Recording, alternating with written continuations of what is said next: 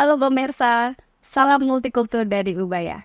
Salam kenal, saya Dania Anissa dari Pusam Ubaya dan selamat datang di serial podcast Pusam yang merupakan rangkaian kegiatan dari Safari HAM 2024 oleh Pusat Studi Hak Asasi Manusia Universitas Surabaya. Pada podcast kali ini, topik yang akan kita bicarakan yaitu terkait pengembangan formula obat kanker herbal dan pemenuhan hak kesehatan.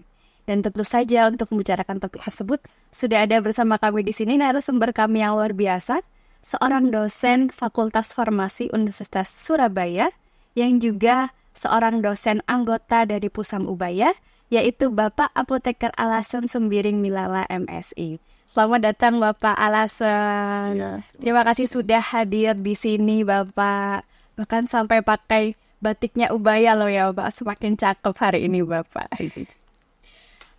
Bapak Alasan ini juga seorang apoteker yang saat ini sedang menempuh studi S3 ya Bapak, di Universitas Indonesia. Jadi kami semua di sini juga mendoakan supaya studinya berjalan lancar dan segera selesai. Amin. Nah, Bapak Alasan ini kan saat ini sedang melakukan penelitian ya Pak ya. Nah, boleh mungkin diceritakan sedikit Pak terkait apa yang sedang diteliti, kemudian kenapa Bapak Alasan ini juga tertarik mendalami pengembangan formula obat kanker herbal gitu. Apakah memang itu searah juga dengan pengembangan keilmuan di Fakultas Farmasi Universitas Surabaya atau bagaimana? Mungkin diceritakan sedikit. Ya, kalau ditanya searah atau tidak, tentu saja riset yang saya lakukan searah dengan riset yang di Fakultas Farmasi Ubaya. Riset yang sedang saya lakukan menggunakan piperin. Piperin itu salah satu senyawa yang terdapat pada biji lada. Banyak sekali senyawa terdapat pada biji lada, tapi salah satu di antaranya piperin itu berhasil sebagai anti kanker. Sudah banyak dilakukan penelitian di dalam maupun di luar negeri yang menunjukkan aktivitasnya sebagai anti kanker, baik untuk kanker payudara, kanker serviks, kanker lambung, dan juga kanker prostat dan kanker yang lainnya. Baik Pak, kalau kita mengangkat isu terkait pengembangan formula obat herbal di Indonesia terutama, karena kan saat ini isu ini menjadi penting karena masyarakat juga semakin hari semakin banyak mengonsumsi obat herbal, terutama untuk penyakit kanker. Dan dari perspektif hak kesehatan Indonesia gitu, bagaimana pendapat dari Bapak Alasan mengenai pengembangan obat herbal terkait dengan hak kesehatan? Iya. Di Indonesia kita memiliki banyak sekali tanaman ya, sekitar 30.000 spesies ada tanaman di Indonesia dan 9.600 diantaranya memiliki khasiat sebagai obat. Dan hingga saat ini hanya sekitar 300 spesies yang sudah digunakan sebagai bahan obat tradisional. Jadi kita juga tahu banyak sekali tanaman yang berkhasiat sebagai anti kanker. Mulai dari daun sirsak, kemudian kulit buah manggis, kunyit, dan yang sekarang sedang saya teliti ini piperin yang berasal dari lada. Kalau kita bisa membuat sediaan farmasi yang advance, yang bagus, yang menerapkan nanoteknologi seperti yang sedang saya teliti ini, dan bahan baku piperinnya melimpah di Indonesia, kita bisa menyediakan obat kanker yang terjangkau oleh seluruh lapisan masyarakat, sehingga tidak hanya bisa diperoleh oleh masyarakat yang berpenghasilan tinggi, bisa dijangkau sampai lapisan masyarakat yang paling bawah. Jadi dengan menyediakan obat yang harganya terjangkau, yang lebih murah kan juga berkaitan erat dengan hak konsumen untuk memperoleh obat atau produk kesehatan yang terjangkau, sehingga memenuhi hak atas kesehatan. Terutama hak kesehatan masyarakat itu harus mengutamakan keselamatan, kualitas, dan efikasi produk itu ya Pak ya? Iya, seperti yang tertulis di Undang-Undang Perlindungan Konsumen, di pasal 5 itu disampaikan bahwa konsumen berhak memperoleh informasi yang benar, jujur, dan adil terkait produk barang dan jasa. Kalau saat ini kita membicarakan tentang obat atau obat tradisional, berarti tentang obat tradisional yang memiliki informasi yang benar, jelas dan adil. Kemudian kalau kita lihat pasal 8 disampaikan pada Undang-Undang Perlindungan Konsumen tersebut bahwa semua produk yang beredar di pasaran di Indonesia ini harus memenuhi persyaratan yang ditetapkan oleh regulator. Kalau kita berbicara tentang obat dan obat tradisional, berarti persyaratan yang ditentukan atau yang ditetapkan oleh Badan POM RI. Jadi, produk obat ataupun obat tradisional yang beredar di Indonesia harus memenuhi berbagai aspek. Baik aspek keselamatan, kemudian kualitas, dan efikasi. Kami kalau di farmasi cenderung membagi menjadi 4 hal dari 3 aspek tadi ya. Kalau terkait keselamatan berarti kan produk tersebut harus aman. Aman digunakan, apalagi obat digunakan oleh orang sakit ya. Kemudian kalau terkait efikasi berarti obatnya harus efektif. Kalau bahasa Jawanya orang mengatakan manjur gitu ya. Terus yang ketiga yang terkait kualitas berarti obatnya harus stabil dan juga bisa diterima. Bisa diterima maksudnya kalau kita menggunakan obat tersebut penampilannya menyenangkan, baunya ataupun rasanya yang semula tidak menyenangkan sudah tertutupi ketika diformulasi oleh apoteker. Jadi seperti itulah yang diharapkan kualitas ataupun mutu obat atau obat tradisional yang beredar di Indonesia. Baik Pak, terkait dengan pengembangan obat herbal di sini meliputi apa saja ya Pak, kalau boleh diberitahukan kepada kami? Kalau dibilang pengembangan obat tradisional itu suatu perjalanan yang panjang ya. Ya, jadi itu meliputi banyak aspek dan riset yang panjang dan membutuhkan dana besar. Jadi kalau kita misalnya sudah memiliki bahan aktif piperin yang berasal dari lada, yang pertama tentu saja bahan baku obatnya ini kita pastikan dulu kualitasnya baik. Itu yang pertama. Ya, ini sudah selesai karena sudah banyak sekali riset yang dilakukan di dalam maupun di luar negeri. Kemudian yang kedua, kita lakukan formulasi seperti yang sedang kami lakukan. Kami formulasi piperinnya dalam sistem nano sebagai misel polimer. Nah, itu diformulasi dulu, kemudian diuji kualitasnya, dievaluasi.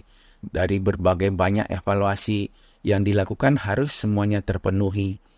Kemudian nanti tahap selanjutnya dilakukan uji praklinis. Praklinis berarti pengujian dilakukan pada makhluk hidup tapi belum pada manusia, artinya pada hewan. Ya, mulai dari penentuan dosisnya, kemudian khasiatnya, kemudian keamanannya. Jadi mencakup uji toksisitas, farmakodinamik, dan farmakokinetik. Kalau semua tahap yang di depan tadi sudah oke, sudah bagus hasilnya dan disetujui oleh Badan POM, ya kita bisa mengajukan lanjut ke Badan POM. Lanjut ke tahap yang terakhir yaitu uji klinis, yaitu menguji produk yang kita buat pada subjek uji manusia yang meliputi 3 fase, yaitu fase 1, fase 2, fase 3. Nanti kalau sudah dilakukan uji klinis fase 1 sampai fase 3 dan hasilnya bagus, kita sudah bisa mengajukan izin edar atau diregistrasikan ke Badan POM RI. Dengan demikian, setelah mendapat izin edar, bisa diproduksi dan didistribusikan untuk digunakan oleh masyarakat. Sebetulnya tidak hanya sampai di situ. Setelah didistribusikan pun masih ada satu tahap lagi uji klinis fase 4. Ya, jadi setelah digunakan oleh masyarakat dalam jangka panjang, akan dilihat apakah ada efek samping yang tidak dikehendaki yang muncul. Nah, makanya ada kalanya obat yang sudah beredar selama beberapa tahun ditarik kembali. Nah, karena mungkin di uji klinis fase 4 yang disebut post-marketing surveillance-nya itu hasilnya belum bagus, belum memuaskan. Baik Pak Alsen, dari penelitian pengembangan obat herbal kanker terutama ya Pak ya, dengan proses yang panjang gitu, apakah ada catatan penting Pak yang perlu diperhatikan agar hak kesehatan masyarakat terpenuhi dan juga ada yang perlindungan masyarakat sebagai konsumen gitu nantinya? Ya, kalau kita memformulasi suatu obat dari bahan alam, misalnya dari tanaman seperti yang saya lakukan, masalah yang utama adalah kelarutan yang mempengaruhi bioavailabilitasnya. Kemudian yang ketiga adalah stabilitasnya. Jadi apa yang saya lakukan sekarang, membuat sistem nano dengan nanoteknologi, itu bermanfaat dalam mengatasi semua permasalahan tadi. dengan dibuat piperingnya berupa sistem nanometal polimer ataupun misalnya sistem nano yang lain, akan meningkatkan kelarutannya sehingga meningkatkan bioavailabilitasnya, dalam hal ini meningkatkan efikasinya atau efektivitasnya. Kemudian dengan diformulasi sebagai sistem nano juga akan meningkatkan stabilitas. Ya, ketiga permasalahan inilah yang sering dihadapi kalau kita memformulasi sediaan farmasi yang berasal dari tanaman. Ini harus dilakukan semua sehingga nanti dihasilkan suatu sediaan farmasi obat ataupun obat tradisional yang aman, efektif, stabil, dan dapat diterima, sehingga hak konsumen tadi yang tertulis pada Undang-Undang Perlindungan Konsumen tadi terpenuhi semuanya. Jadi memenuhi segala aspek kualitas atau mutu yang sudah ditetapkan oleh Badan POM RI. Baik Pak, dari tantangan-tantangan yang sudah dijelaskan oleh Bapak Alasan tadi, mungkin ada juga tantangan atau hambatan terkait pengembangan formula bila dikaitkan dengan dunia industri Pak. Seperti apa? Iya, kalau berbicara tentang dunia industri, berarti kita mengubah skala riset dari skala kecil ke skala besar. Betul. Itu adalah permasalahan yang penting, yang krusial di bidang farmasi. Jadi seperti sekarang yang saya lakukan, saya meneliti di laboratorium untuk skala kecil, mungkin untuk 1 atau 2 atau bahkan hanya hingga 5 formula, 5 kemasan gitu ya. Tapi ketika kita sudah memperoleh hasil yang bagus dari seluruh aspek tadi hingga uji klinis, kita akan bekerja sama dengan suatu industri untuk diproduksi skala besar. Itu suatu tantangan yang besar juga, karena mengubah formula dari skala kecil menjadi skala yang besar itu membutuhkan suatu penelitian yang baru lagi dan membutuhkan waktu dan dana yang besar. Nah, itu yang sering dihadapi tidak hanya di Indonesia, juga di luar negeri ketika kita upscaling dari skala kecil di laboratorium ke skala yang besar di industri farmasi. Kemudian bagaimana Pak terkait prospek ke depan untuk pengembangan formula obat herbal di Indonesia ini menurut Bapak Alasan? Kalau kita lihat di jurnal di dalam negeri ataupun di luar negeri, terutama jurnal yang bereputasi, saat ini banyak sekali riset yang dilakukan menggunakan bahan alam. Ya, apakah bahan alamnya berupa ekstrak tanaman yang masih mengandung banyak senyawa ataupun yang murni sudah senyawa tunggal seperti yang saya lakukan. Nah, jadi ini prospek yang sangat menjanjikan, apalagi di bidang onkologi atau penyakit kanker. Karena seperti yang kita ketahui, obat kanker yang sudah ada saat ini sebagian besar adalah sintetis dan memiliki banyak sekali efek samping. Efek samping mual, muntah, alergi, dan sebagainya. Kalau kita meneliti bahan baku yang berasal dari tanaman seperti piperin yang berasal dari lada, yang mana kita sudah sering mengkonsumsi lada misalnya pada sop ataupun makanan yang lain, menu yang lain, harapannya efek samping yang seperti yang saya jelaskan tadi bisa seminimal mungkin. Dan ini sangat menjanjikan dan ini tergambar dari riset yang dilakukan oleh banyak peneliti di dunia saat ini. Ini sangat menjanjikan. Kalau kita melihat juga obat yang beredar saat ini yang sering diresepkan dokter, obat konvensional yang ada di apotek itu, 40% di antaranya itu awalnya berasal dari bahan alam. Sebagai contoh, aspirin itu. Ya, itu asalnya semula pada tanaman willow namanya. Ya, yang kemudian setelah diperoleh berkhasiat bisa disintesis di industri kimia sehingga tidak sulit untuk mengekstraksinya dari tanaman. Dalam melaksanakan penelitian ini, Bapak Alasan ini apakah melakukan perbandingan Pak dengan penelitian atau hasil dari negara lain gitu? Apakah ada negara yang menjadi tolak ukur dalam pengembangan formula obat herbal terutama untuk kanker ini Pak?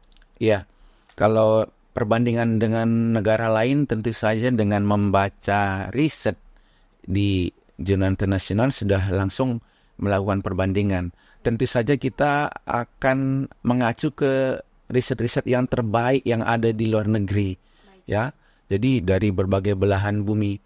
Kemudian kalau mengacu ke negara mana, saya kira Jepang dan Cina adalah dua negara yang bisa kita pakai sebagai tolak ukur, apalagi seperti India yang sudah mempunyai pusat riset global obat tradisional yang kerjasama dengan WHO. Ya, kalau kita bandingkan dengan Cina, itu tahun 90-an saja di sistem pelayanan kesehatan di Cina sudah mengkombinasi antara obat konvensional dengan obat tradisional. Jadi kala itu tahun 90-an kalau seorang pasien berobat ke dokter, dokternya sudah bisa meresepkan apakah obat tradisional saja, apakah obat konvensional atau kombinasinya. Nah, kalau kita bandingkan dengan negara kita di Indonesia. Kalau di Indonesia pada tahun 2010 sudah ada regulasi dari pemerintah berupa peraturan pemerintah terkait saintifikasi jamu.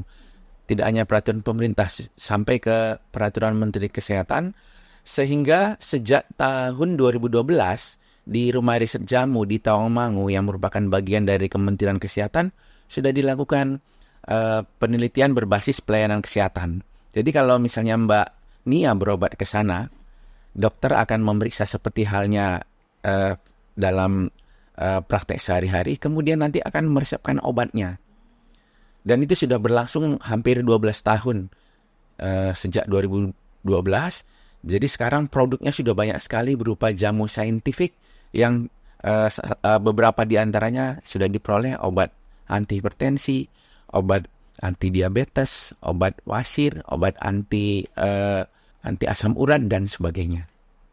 Berarti memang sudah diciptakan, dihasilkan obat-obat yang sangat dibutuhkan masyarakat gitu ya Pak ya? Iya.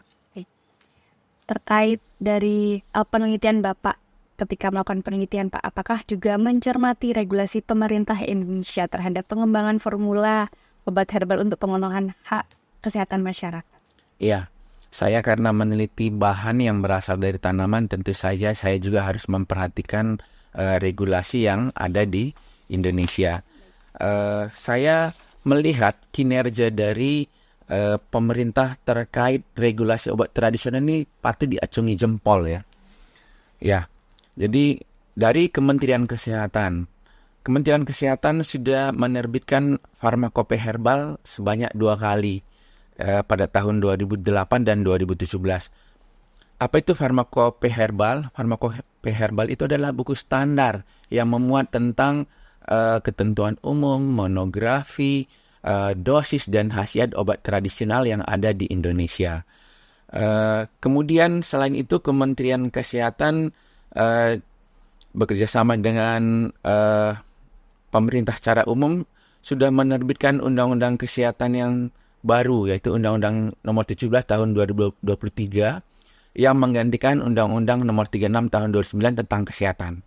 Kalau kita lihat undang-undang yang baru ini pada pasal 160, seperti halnya undang-undang sebelumnya tetap mencantumkan tentang pelayanan kesehatan tradisional dan diatur lebih detail lagi di sana. Bahkan dirinci menjadi 2 macam. Pelayanan kesehatan tradisional menggunakan ramuan dan pelayanan kesehatan tradisional yang menggunakan keterampilan. Itu kalau dari Kementerian Kesehatan. Dari Badan POM juga tidak kalah.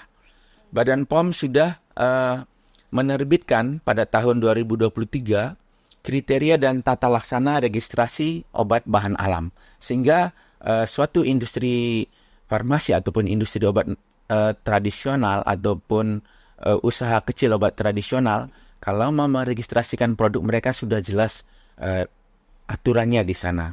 Kemudian lebih lanjut lagi, Badan POM juga sudah menerbitkan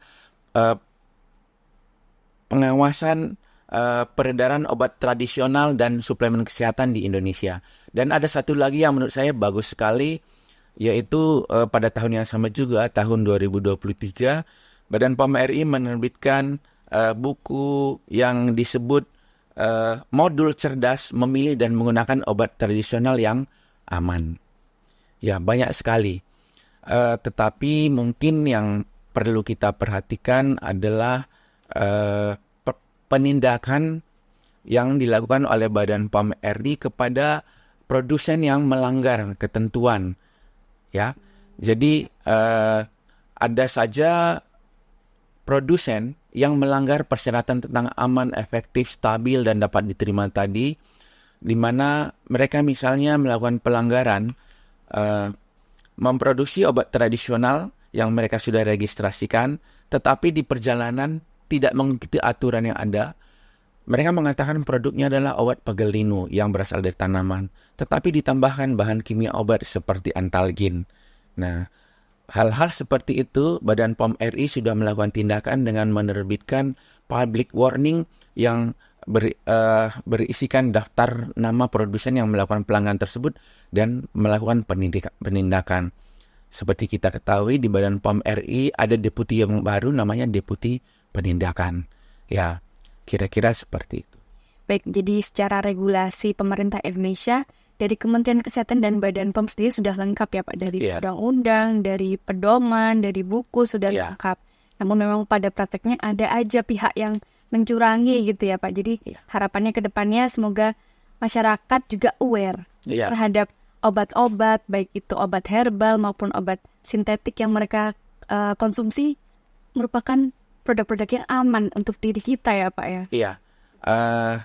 Badan POM RI juga menyediakan website yang namanya Cek BPOM RI, yang di sana kita bisa melihat, misalnya kita membeli suatu produk, kemudian kita ingin tahu ini terregistrasi atau tidak, bisa dimasukkan namanya, apakah benar memiliki izin edar di Badan POM RI. Kalau tidak ada, ya Badan POM RI mengharapkan kita, seluruh lapisan masyarakat, tidak menggunakan.